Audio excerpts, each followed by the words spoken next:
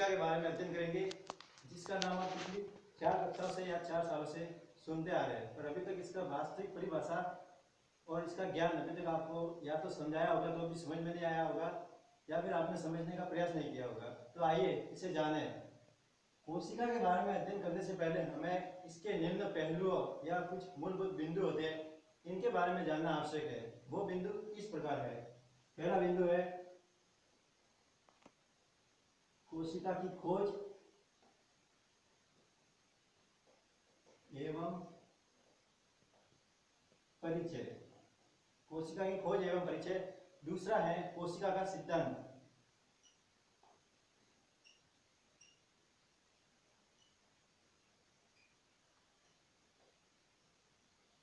तीसरा है कोशिका का समग्र अवलोकन, अर्थात कोशिका का एक साथ में अवलोकन, जिसमें इसका आकार आ गया, आमाप आ गया एवं इसकी संख्या आ गई। तो तीसरा है कोशिका का समग्र अवलोकन।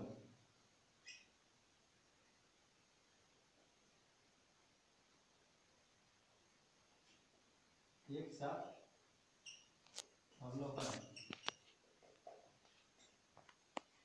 चौथी आगे इसके बाद में प्रोकैरियोटिक कोशिका आती है, जो प्राचीनतम पहले वाली कोशिका थी, उसकी बात करेंगे। चौथा पॉइंट है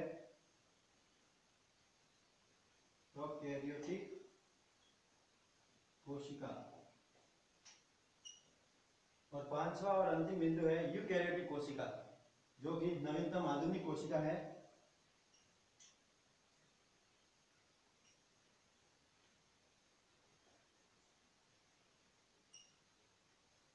इन बिंदुओं के द्वारा हम जानेंगे कि कोशिका का प्राचीनतम युग से लेकर नवीनतम युग तक विकास किस प्रकार का है, या कोशिका की संख्या है, इसमें कोशिका में क्या क्या परिवर्तन देखने को मिले हैं।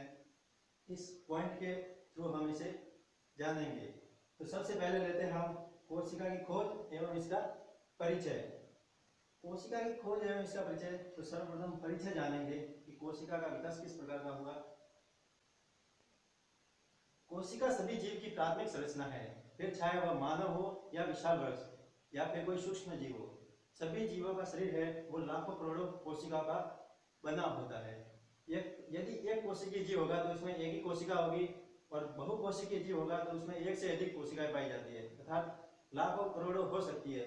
यदि मानव है और इसमें मैं इतने का इशारा कर रहा हूँ, तो ये भी एक कोशिका है, परंतु यह एक नहीं सैकड़ों कोशिकाएं हो सकती है। तो सर्वप्रथम हम कोशिका की परिभाषा जानेंगे। कोशिका की परिभाषा जो किताब के अनुसार आप पढ़ते आ रहे हैं,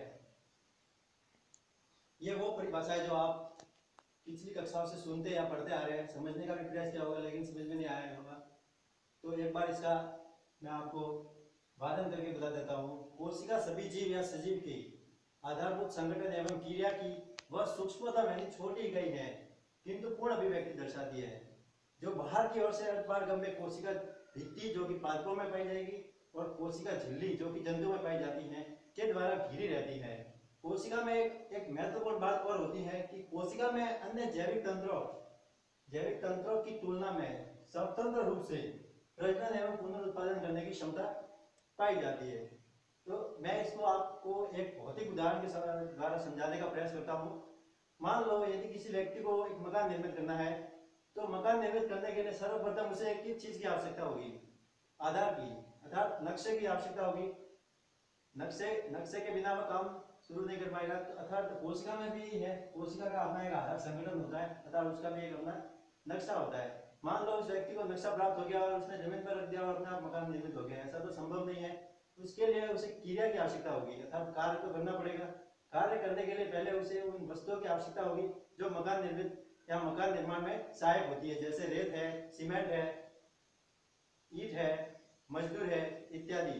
ठीक है, मान लो ये सारी चीजें अर्थात क्रिया वाली चीजें भी उस व्यक्ति को प्राप्त होगी या इसने इकट्ठी कर ली, और इकट्ठी करने के पश्चात उस काम को मालिक उस पर ध्यान नहीं दे रहा है, तो मकान निर्मित होना संभव नहीं है, या फिर अत्यधिक समय लगेगा, क्योंकि मजदूर है वो अपनी मनमानी करेंगे। इस कारण से मकान निर्माण का कार्य है वो सुचारू रूप से तो होगा लेकिन धीमी प्रगति से होगा, इसलिए मालिक का उस पर नियंत्रण एवं समन्वय होना आवश्यक है। तो कोशिका में भी यही बात देखने को मिलती है कि कोशिका का भी अपना एक आधार होता है, नक्शा होता है, संगठन होता है। कोशिका का अपना एक नक्शा है, नक्शा तो हो गया, लेकिन नक्शे से कुछ नहीं होता। उसमें कार्य करने, अगर कार्य क्रिया नहीं होगी कोशिका में तो कोशिका निर्जीव होगी। अगर कोई क्रिया, कोई वस्तु क्रिया नहीं कर रही है या कोई जीव क्रिया नहीं कर रहा है तो वो सामान्य तौर पर निर्जीव होगा, निष्क्रिय होगा। ठीक है, तो कोशिका में क्रिया करने के लिए कुछ आवश्यक जैविक पदार्थ काम में उपयोगी होंगे। अर्थात वो जैविक पदार्थ कौन कौन से हो सकते हैं? माइटोकॉन्ड्रिया हो सकता है, कोशिका हो सकता है, लाइसोसोम हो सकता है, अंतःपृष्ठीय जालिका हो सकता है, और सबसे महत्वपूर्ण भाग है केंद्रक। अगर माइटोकॉन्ड्रिया, लाइसोसोम, अंतःपृष्ठीय जालिका, कोशिका इत्यादि ये भी उपस्थित है, अगर केंद्रक का इन पर सभी पर नियंत्रण नहीं होगा, अगर केंद्रक इन पर समन्वय स्थापित नहीं करेगा, नियंत्रण नहीं रखेगा, तो ये जो जैविक पदार्थ है वो अपनी मनमानी करेंगे। कैसे? माइटोकॉन्ड्रिया अपने द्वारा क्या करता है? एटीपी का निर्माण करता है, अर्थात ऊर्जा प्रवाहित करता है, उपज क्रिया के द्वारा शरीर को ऊर्जा देता है। तो अगर केंद्र का इस पर नियंत्रण नहीं रहेगा तो वो ऊर्जा को अवशोषित करेगा, ऊर्जा निर्माण का कार्य बंद कर देगा। लाइसोसोम, जो कि आत्मघाती थैली के रूप में जानते हैं, अर्थात अपनी कोशिका को वो केंद्र के नियंत्रण के बिना पाचन करना शुरू कर देगा। माइटोकॉन्ड्रिया के अलावा लाइसोसोम भी है, जिसे हम आत्मघाती थैली के रूप में जानते हैं। अर्थात आत्मघाती थैली क्यों कहते हैं इसे? इसलिए इसे कहा जाता है क्योंकि अगर केंद्र का इस पर नियंत्रण एवं समन्वय नहीं होगा तो वह केंद्र के बिना अपनी स्वयं की मनमानी के कारण कोशिका, अपनी कोशिका होती है उसी को वह पाचन करना शुरू कर देता है और अन्य जैविक पदार्थ होते हैं उसमें उनको नष्ट करने का कार्य वो करता है। तो इस प्रकार कोशिका में भी क्रिया का होना आवश्यक है, क्रिया नहीं करेगी तो वो निर्जीव है। एक बात मैं आपको और बताता हूँ कि आधारभूत संगठन अर्थात कोशिका का जो नक्शा होता है वो कोशिका भिन्न भिन्न प्रकार के नक्शे की हो सकती है। क्यों? क्योंकि कोशिका पर बाह्य अर्थात वातावरणीय प्रभाव पड़ते हैं, जैसे दाब, ताप इत्यादि, और आंतरिक प्रभाव भी पड़ते हैं, जैसे उपापचय क्रिया होती है। ये इनके कारण भी कोशिका का जो कोशिका द्रव्य है वो राइबोसोम निर्माण, जब आरएनए संश्लेषण, प्रोटीन संश्लेषण इत्यादि है, इनका कार्य उस कोशिका द्रव्य के हिसाब से शुरू होता है। अगर उसकी मात्रा, कोशिका के द्रव्य की मात्रा बढ़ जाएगी तो अधिक मात्रा में आरएनए संश्लेषण करना पड़ेगा। तो इस प्रकार कोशिका का जो नक्शा होता है वो वातावरण या परिस्थितिवश विभिन्न प्रकार का हो सकता है। आधारभूत संगठन एवं क्रिया। अब मैं आपको बताता हूँ कि आधारभूत संगठन नक्शा होगा तो उसमें क्या होगा? कोशिका का बाहर जो बाहरी रूप होगा तो सर्वप्रथम उसकी परिधि होगी कोशिका की। तो परिधि में कौन कौन सी चीजें होगी? अर्धपारगम्य होगी। परिधि कौन सी होगी? अर्धपारगम्य, अर्थात आधि पारगमित होगी। पूर्ण रूप से पारगमित अर्थात आर पार दिखाई देने वाली नहीं होगी, धुंधली सी दिखाई देने वाली होगी। तो कोशिका भित्ति भी हो सकती है। क्यों? कोशिका भित्ति किसमें होगी? पादपों में होगी। कोशिका भित्ति पादपों में पाई जाती है, सेल्यूलोज से निर्मित होती है, ये जंतुओं में नहीं होगी। जंतुओं में इसके स्थान पर कोशिका झिल्ली पाई जाती है। कोशिका झिल्ली, प्लाज्मा मेम्ब्रेन इसे कह सकते हैं। तो कोशिका दोनों में अलग अलग पाई जाएगी, पादपों में कोशिका भित्ति, जंतुओं में कोशिका झिल्ली। तो इस प्रकार इसका नक्शा हो जाएगा या आधारभूत संगठन हो जाएगा। इसके अलावा कोशिका में एक महत्वपूर्ण बात होती है, कोशिका में अन्य जैविक तंत्र कोई भी हो सकते हैं, प्रजनन का कार्य भी हो सकता है। तो इस जैविक तंत्र की तुलना में स्वतंत्र रूप से, यानी कोशिका स्वतंत्र रूप से प्रजनन कर सकती है और पुनरुत्पादन भी इसमें क्षमता पाई जाती है। प्रजनन भी कर सकती है, पुनरुत्पादन भी कर सकती है। कैसे? मैं आपको उदाहरण के स्वरूप समझाने का प्रयास करता हूँ। मान लो एक छिपकली है, यदि उसकी पूंछ कट जाए, दुम कट जाए, तो वो कुछ समय के पश्चात या कुछ महीने के पश्चात, कुछ दिनों के पश्चात वापस पुनः उगाती है। क्यों उगाती है? क्योंकि कोशिका विभाजित होती है, उसका संवर्धन माध्यम उस छिपकली के अंदर ही है, तो इसलिए वह कोशिका वापस विभाजित होगी और नई कोशिका का निर्माण कर देगी। इस कारण से इसकी पूंछ वापस आ जाती है। ऐसा नहीं है कि एक बार प्रजनन कर लिया और प्रजनन से जो छिपकली उत्पन्न हुई उसी में जो पूंछ रहेगी वो स्थायी रहेगी, अगर वो कट भी जाए तो वापस नहीं आएगी, ऐसा संभव नहीं है। कोशिका विभाजन के पश्चात इसमें पुनरुत्पत्ति की सत्ता उत्पन्न करेगी, उत्पन्न करने के पश्चात इसकी पूंछ है वो वापस आ जाएगी। कोशिका की परिभाषा थी वो दो वैज्ञानिकों ने भी, जो आप पढ़ते आ रहे हैं वही बताई थी। वो दो वैज्ञानिक थे, एक तो वैज्ञानिक लुईविक एंड वैज्ञानिक सिकेविट्ज।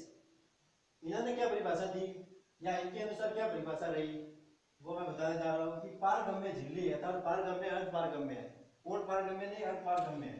पारगम्य झिल्ली या भित्ति से घिरी हुई जैविक तंत्रों से मुक्त माध्यम में, अर्थात जैविक तंत्र मैंने बता चुका हूँ, प्रजनन कुछ भी हो सकता है। तो जैविक तंत्रों से मुक्त माध्यम में प्रजनन या पुनरुत्पादन की क्षमता रखने वाली है कोशिका कहलाती है। तो जो वो परिभाषा दी ये कि ये इन्होंने शॉर्ट फॉर्म में बता दी है। ठीक है।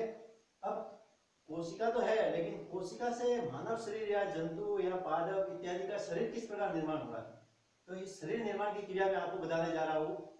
तो देखिए, समान कार्य एवं उद्गम वाली कोशिकाएं अर्थात जिसकी उत्पत्ति समान होती है, अर्थात जिसका उद्गम समान होता है, जिनका विकास समान होता है एवं कार्य करने का ढंग समान होता है, वो कोशिकाएं सामूहिक रूप से मिलकर या समूह बनाकर, ऐसी प्रकार की कोशिकाएं होगी वो समूह बनाकर किसका निर्माण करेगी, उत्तक का निर्माण करेगी, उत्तकों का निर्माण करेगी। कोशिकाएं मिलकर उत्तकों का निर्माण करेगी और सामूहिक रूप से कार्य करने वाले उत्तक जिनकी उत्पत्ति भी समान होगी, जो एक ही कोशिका से निर्मित होंगे और जिनकी उत्पत्ति भी समान होगी, तो वो उत्तक मिलकर अंगों का निर्माण करेंगे, अर्थात अंग बनाएंगे। हाथ पैर नाक कान कुछ भी हो सकते हैं, अंगों का निर्माण करेंगे।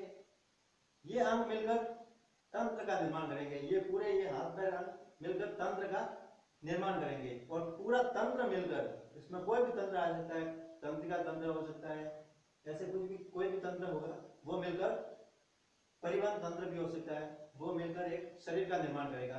तो इसको मैं आपको उदाहरण के द्वारा समझाने का प्रयास करता हूँ। मान लो तंत्रिका कोशिका है, एक तंत्रिका कोशिका है, तो उसके विभाजन से बहुत सारी तंत्रिका कोशिका का निर्माण हो जाएगा और तंत्रिका कोशिका मिलकर बहुत सारी तंत्रिका कोशिका मिलेगी तो तंत्रिका उत्तक का निर्माण करेंगे। ये तंत्रिका उत्तक विभिन्न भागों में जाएंगे और भाग मिलकर क्या बनाएंगे, अंगों का निर्माण करेंगे, अर्थात तंत्रिका उत्तक मिलकर तंत्रिका अंग बनाएंगे, तंत्रिका अंग मिलकर क्या बनाएंगे, तंत्रिका पूरा तंत्र बनाएंगे। शरीर का पूरा तंत्रिका तंत्र मानव शरीर में आप देख सकते हैं इसे, तो तंत्रिका तंत्र का निर्माण करेंगे और तंत्रिका तंत्र मिलकर पूरा तंत्रिका तंत्र मिलेगा जब एक शरीर का निर्माण होगा। तो मानव में भी यही है, तंत्रिका तंत्र से तंत्रिका कोशिका से तंत्रिका तंत्र और तंत्रिका तंत्र से शरीर का निर्माण होता है। यदि मान लो इस हाथ में तंत्रिका तंत्र नहीं है तो ये हाथ निष्क्रिय हो जाएगा, काम करना बंद कर देगा। तो तंत्रिका तंत्र का जो कार्य है वो उद्दीपना को ग्रहण करना है, अगर ये उद्दीपन ही ग्रहण नहीं करेगा तो ये निष्क्रिय हो गया।